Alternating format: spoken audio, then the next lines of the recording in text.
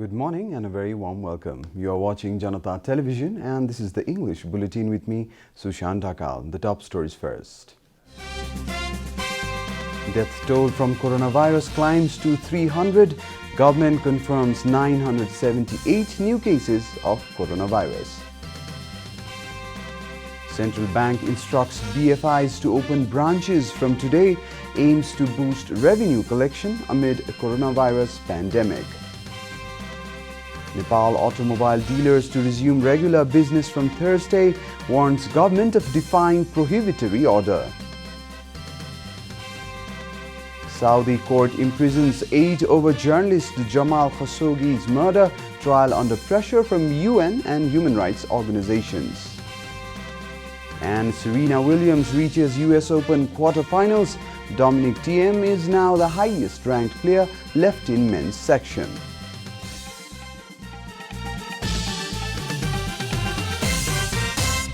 The news in detail. The death toll from coronavirus has reached 300 in the country following the confirmation of 11 more fatalities yesterday. Spokesperson at the Health Ministry, Dr. Jageshwar Gautam, informed during a regular press meet yesterday that 978 new cases of coronavirus were reported in the country during the latest round of tests. According to the Health Ministry, 338 new patients are females while 641 are male.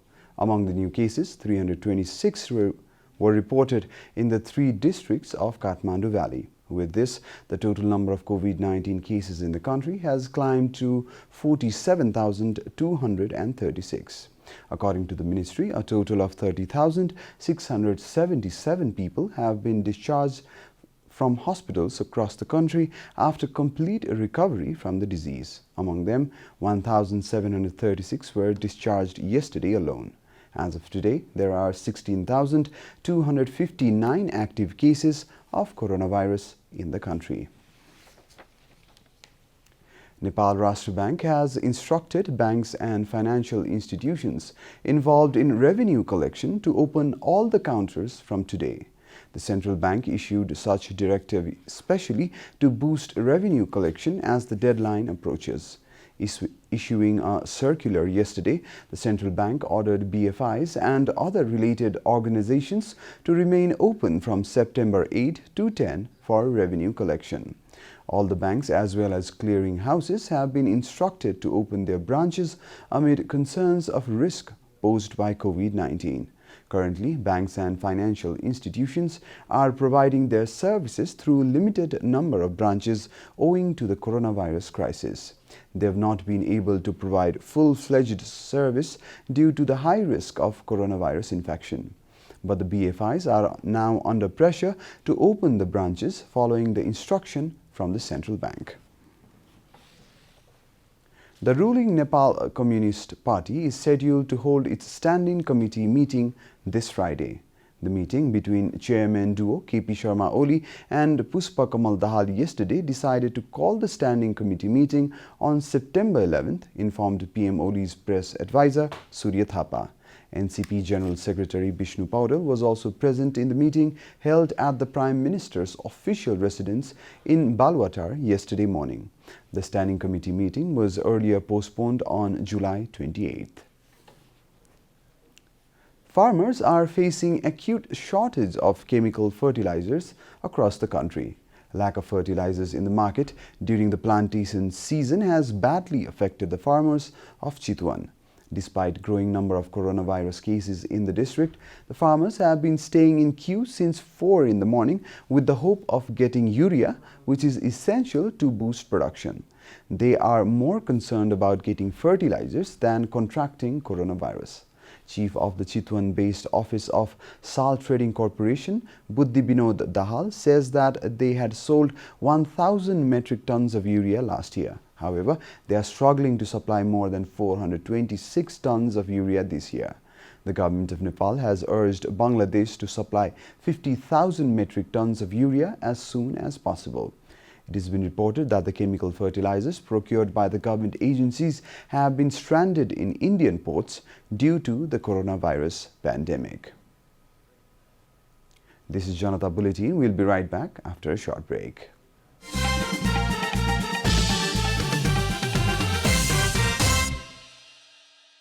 Welcome back after the break. We continue with other national news. Nepal Automobile Dealers Association has requested all business persons to commence regular business starting from September 10 this week. NADA has also warned the government that businesses will reopen defying prohibitory order if the government fails to arrange immediate relief packages for the businesses affected by the COVID-19 crisis. The industrialists and entrepreneurs abided by the government's decision for 180 days, but the business persons have now been requested to operate their businesses regularly, defying prohibitory orders, NADA's chairperson Krishna Prasad Dulal informed. The government should take note that the country's economy is failing and create environment to operate businesses easily. सरकारले बुझेर लकडाउनलाई केही न केही सहजीकरण भन्दाखेरि पनि पुरै व्यवसाय गर्न पाउने गरीको सहजीकरण गरेर अगाडि बढ्नुपर्छ। यदि गरेन भने पनि यो निषेधाज्ञा तोडिन्छ।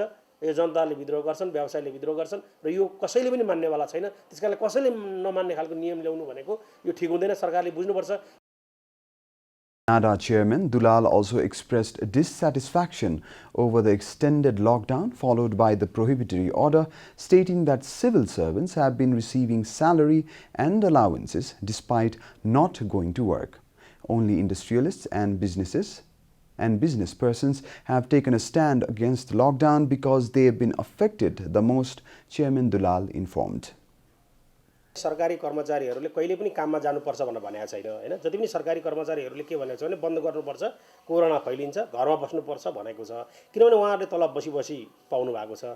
अब व्यवसायीहरू बाहेक खोल्नुपर्छ भन्ने मान्छे, उद्योगपति बाहेक, व्यवसायी बाहेक घरमा बसेर पैसा आउने जति पनि राजनीतिज्ञ छन्, जति पनि नेता छन्, जति पनि कर्मचारी छन्, सबैले चाहिँ बन्द गर्नुपर्छ, कोरोना सर्छ भनेर नै भनेको आवाज सुन्छौँ हामी। सामाजिक सञ्जालमा देख्छौँ, ट्विटरमा देख्छौँ, सबैतिर हामीले त्यही देखेका छौँ। कि त भोक हुन्छ कि त शोक हुन्छ।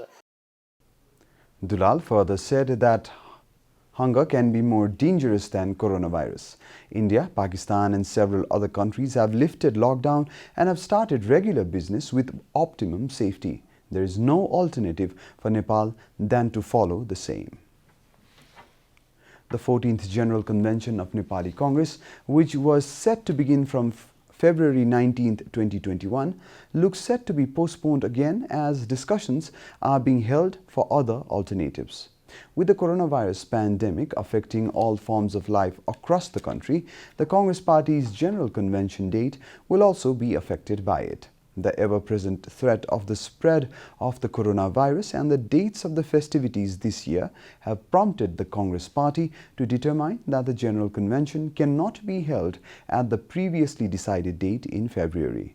With the conundrum in mind, senior leader Ramchandra Paudel has proposed roles for the leaders based on results of the last convention. However, if the working plan is set according to last year, future of new entrants into the party, Vijay Gachadar and Sunil Thapa, remains in limbo.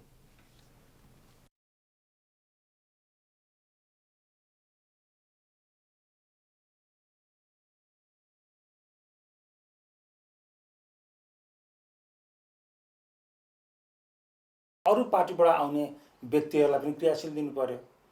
विजय गजदारको कति 25,000 क्रियाशील मागेका छन् उनले। यो Sunil ज्यूको party पनि आएको छ, उनीहरूलाई पनि क्रियाशील दिनु पर्यो। कति क्रियाशील दिने?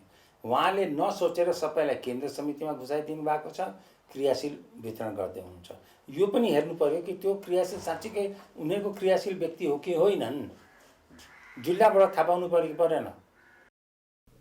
Meanwhile, Vice President of the party, Bimalendra Nidhi, has proposed for implementation of the decentralization modality of the General Convention adopted by the Nepal Bar Association. However, youth leader Pradeep Paudel is of the opinion that any alternative to the standard General Convention format must be proposed by the establishment faction of the party. The 14th अधिवेशनको विषयलाई चाहिँ हामीले यो यसको तयारीको पक्षलाई पारदर्शी बनाउनुपर्छ भन्ने हाम्रो भनाइ छ। सँगसँगै यसको तयारीको प्रक्रियामा चाहिँ सबै कुरा विधानमा टेकेर गर्नुपर्छ। अपारदर्शी ढङ्गले कुनै पनि काम हुनु हुँदैन। In the 13th General Convention last year, there were 3,250 participating members. Although the election constituency number has been reduced, the Congress party has counterintuitively increased the number of representatives participating in the elections. In the upcoming convention, 165 different constituencies will be used to determine the fate of over 4,000 participating members. And now the news from the economic front.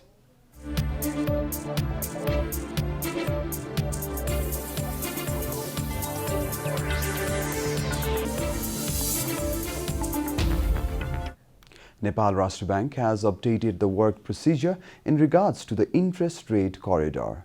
The work procedure of the previous fiscal year has been updated in line with the new monetary policy and has been included in the new work procedure for the current fiscal year. The work procedure has determined the upper limit of the interest corridor as the rate of permanent liquidity at 5%, a continuation of the decision the central bank made in April. Further, two different rates have also been updated. The repo rate, which is a policy level rate, has been reduced by 0.5% from 3.5 to 3. The lower limit has also been reduced from 2% to 1. The central bank has also informed that to avail the benefits of the permanent liquidity facility, it will start to make necessary arrangements to implement the work procedure for this year. And now the news from international front.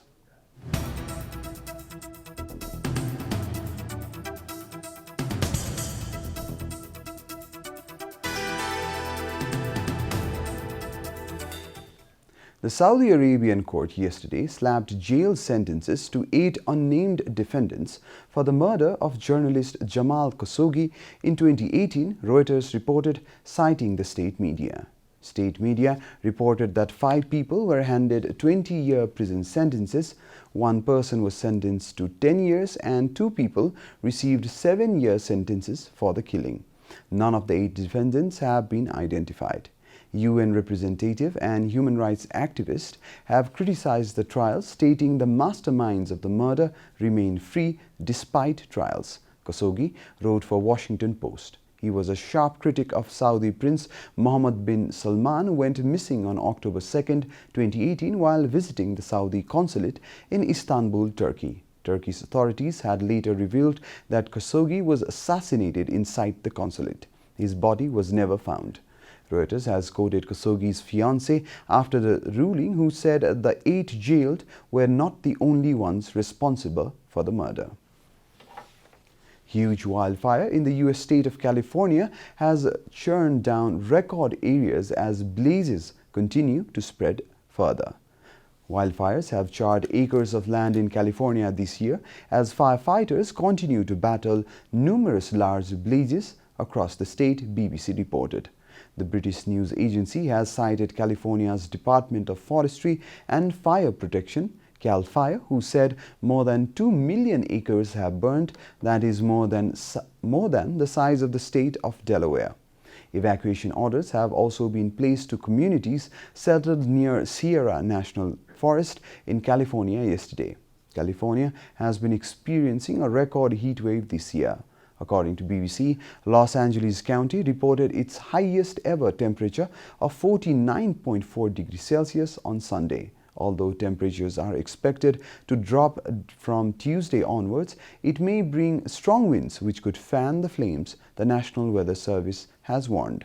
The fire has engulfed private homes in the town of Big Creek, an elementary school, church, library, historic general store, and a major hydroelectric plant were also seared by the fires, BBC has quoted the residents of the Big Creek. You're watching Janata Bulletin, and now the latest from the world of sports.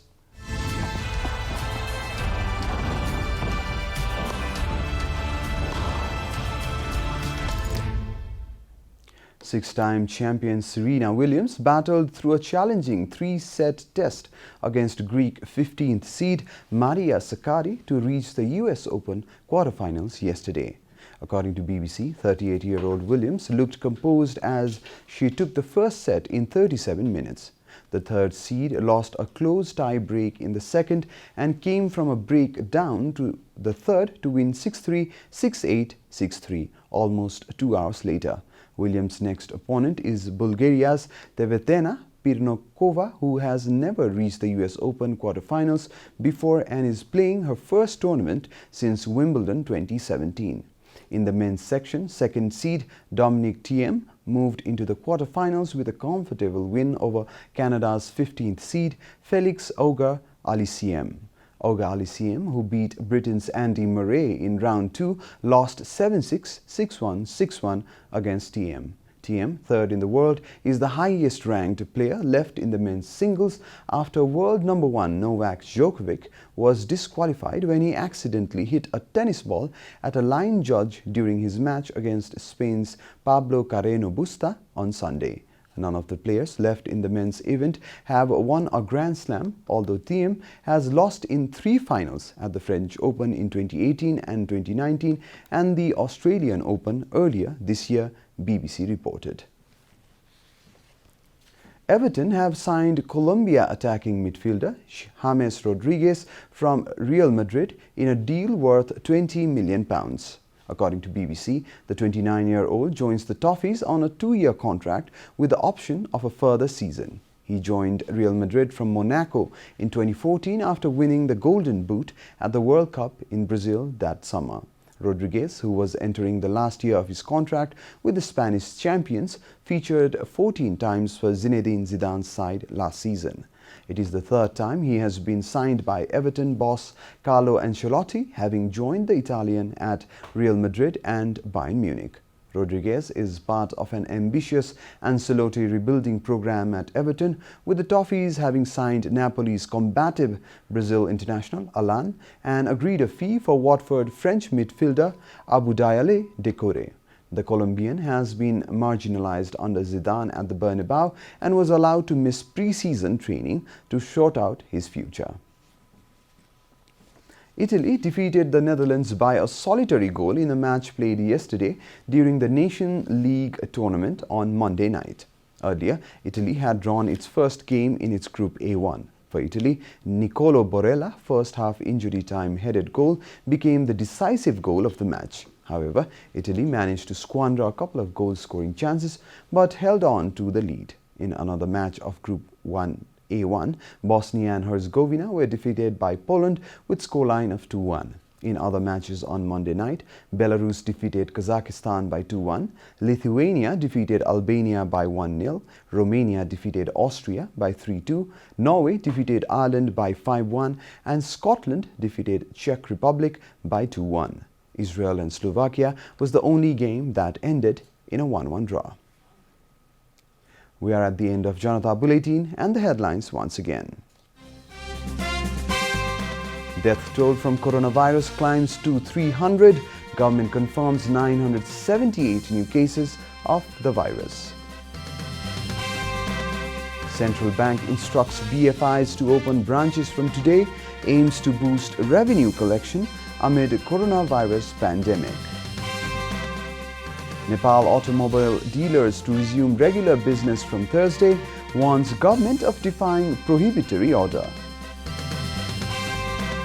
Saudi court imprisons 8 over journalist Jamal Khashoggi's murder, trial under pressure from UN and human rights organizations. And Serena Williams reaches US Open quarterfinals. Dominic Thiem is now the highest ranked player left in the men's section.